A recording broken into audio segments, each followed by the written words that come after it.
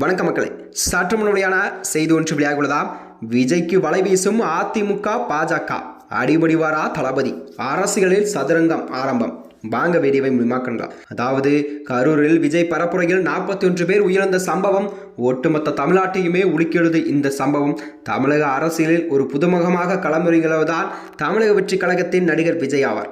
தாவைக்கன் செல்வாக்கு நாளுக்கு நாள் எகிரி வந்த நிலையில்தான் இந்த சம்பவம் அவரது செல்வாக்கையே மொத்தையும் நிலைக்குலைய வைத்ததாம்.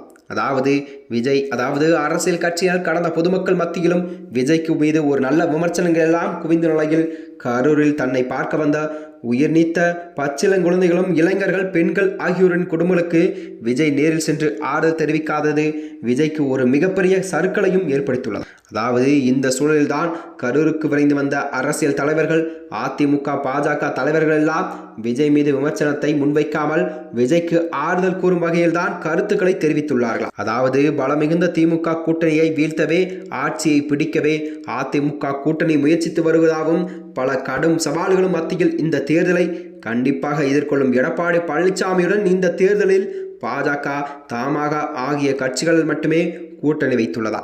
அதாவது திமுக கூட்டணி வீழ்த்த நினைக்கும் அதிமுக பாஜக கூட்டணிக்கு ஒரு மிகப்பெரிய கட்சி ஒன்றிணைய ஆதரவு தேவைப்படுகிறதாம். இது முதல் தலைமுறை வாக்காளர்கள், இளைஞரின் ஆதரவு நிறைந்த விஜயின் தாவைக்காவை தங்கள் கூட்டணியில் கொண்டு வர அதிமுக பாஜக தொடர்ந்து அதற்கான முயற்சிகள் எல்லாம் செய்துவதாக அரசியல் வட்டாரத்தில் பேசப்பட்டு வந்தது. ஆனால் பாஜகவோ தனது கொள்கை எதிரி என்றும் ஒருபோதும் பாஜகவுடன் கூட்டணி கிடையாது என்றும் திட்டவட்டமாக விஜய் அவர்கள் தெரிவித்து வந்தாராம்.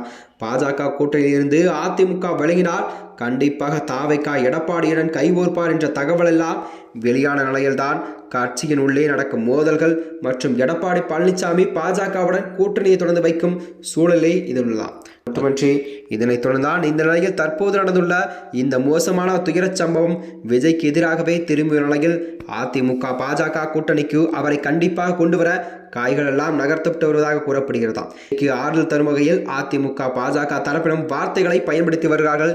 இந்த சமயத்தை பயன்படுத்திதான் எப்படியாவது விஜயை தங்கள் பக்கம் இழுக்க தீவிரமாக வியூகங்கள் எல்லாம் அதிமுக பாஜக வகுத்து வருவதாக அரசியல் வட்டாரத்தில் பேசப்பட்டு வந்தது. அது மட்டுமின்றி வருகின்ற 2026 சட்டமன்ற தேர்தலில் கண்டிப்பாக அதிமுக பாஜக கூட்டணியுடன் கண்டிப்பாக தமிழக வெற்றி கழகம் இணையுமா என்ற நிலையில் தான் மக்களிடம் ஒரு கேள்விக்குறியாக இதை பார்க்கப்படுகிறதாம்.